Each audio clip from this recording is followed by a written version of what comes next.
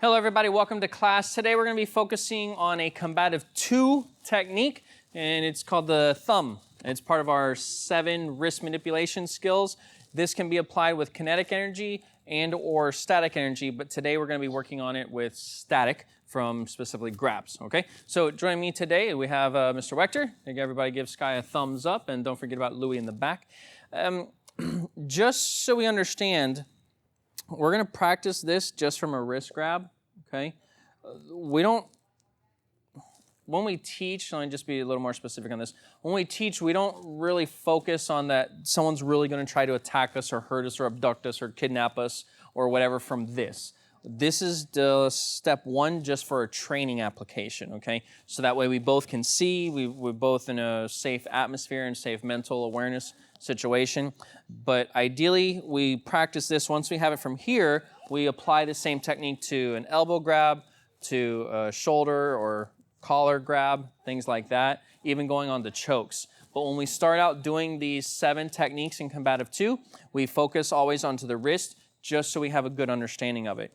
This understanding of a wrist also helps when we actually try to apply going on to punches. When we go through a punch, then we know where the hand is and we have the ability to grab onto that position and apply the technique from there. So just so everyone knows, we're not really teaching people that someone's going to come up to you and grab you on the wrist.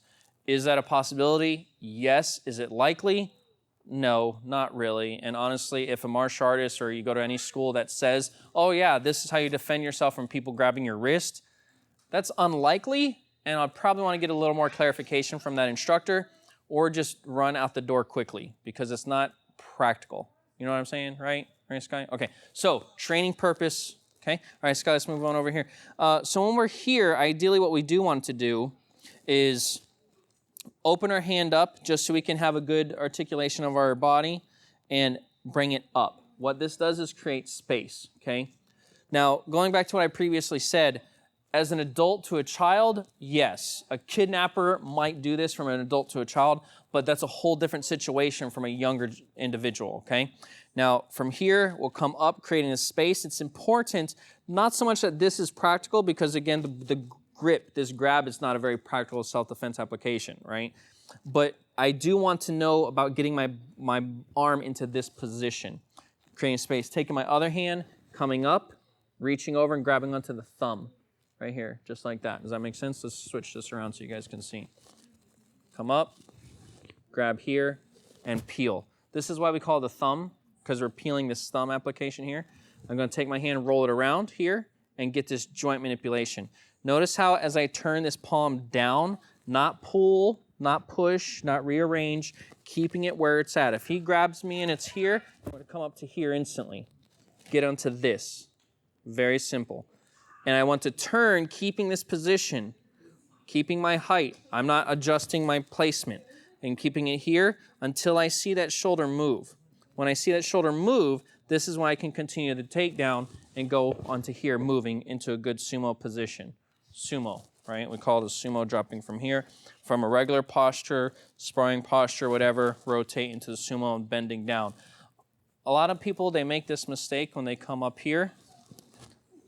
They bow, right? See, this is not good. They have a hand over there. If I'm bowing, it's taking away pressure, right? But if I'm up here like this and I just drop down, there's a lot of pressure still onto him, and it allows him to fall, gives him space to fall.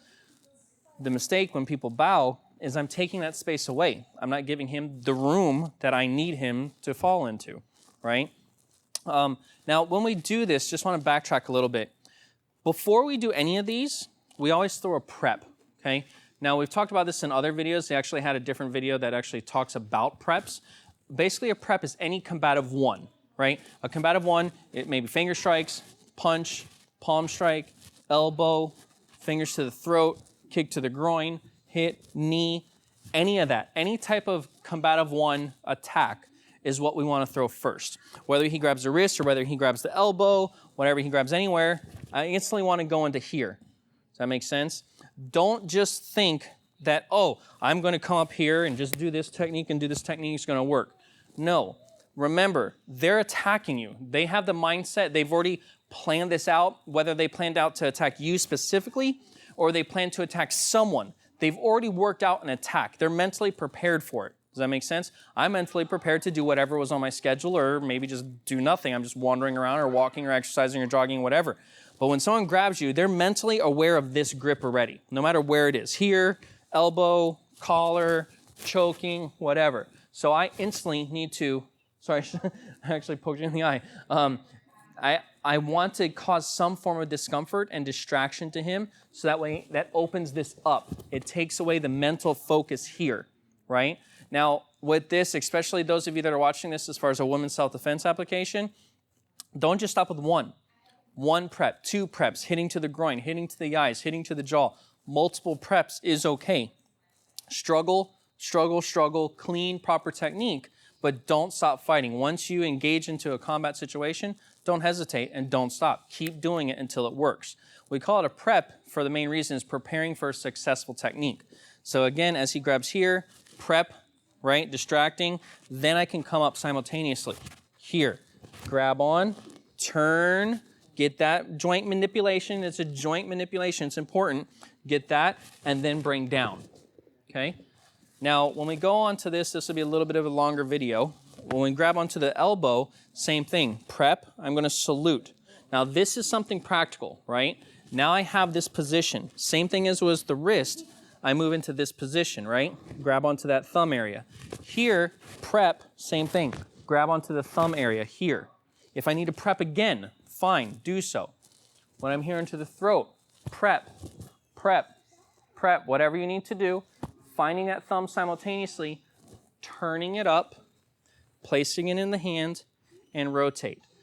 This is a little bit of a complicated move, so it is very important that you practice this over and over and over with a fair, decent, respectful partner. If you just, hey, watch this video or whatever, and then go to like, a significant other or brother or dad, say, hey, grab me here, again, they're mentally prepared for it. They're not going to let you do it. He's going to strike me. He's going to struggle with me and fight to do this. He's not going to let it happen easily. But even if he's focused on this as hard as he wants, you see how much easier that is? But this only happens by doing it a lot of times. A lot and a lot and a lot and a lot and a lot, over and over and over. When he comes over to the throat, same application here, finding it, peeling that thumb over, throw another prep if need be, and then go ahead and get the takedown, okay? So hit those questions, hit those comments. Don't forget, give Sky a thumbs up. Don't forget about Louis, give him a thumbs up. But a closing thought onto this, when we teach, or I'll say when I teach all the students, no matter what technique it is out of the combative two or joint manipulation, no matter what it is, wherever they grab, we as martial artists and training partners, so we can do this over and over and over and level the skill up, we go to the ground. In a real life situation, this isn't to get him onto the ground. This is a joint manipulation. We're going to break his wrist. Once it comes up to here and hits, my goal is not to do this to him, get him to the floor. It's to snap the wrist completely around, cause it to damage the tendons and ligaments, the soft tissue, maybe the bones in there, but the bones are kind of free-flowing in the wrist. But if I can damage the ligaments and the tendons and disable his functionality, then I'm doing good as far as the self-defense application because now he won't have the ability to hit me, strike me, or even grab me, right? Right, Sky? So we go down as a martial arts training tool to level up our skills and go to different forms of training, groundwork, diversity within our skill set. But once this happens, if he grabs wherever, and once I hit and I get this hand, I'm breaking the wrist, turning it completely. So this way I don't have to worry about it anymore. Big difference and big thing to make sure you understand. Train, yes, safe, nice and secure with your partner.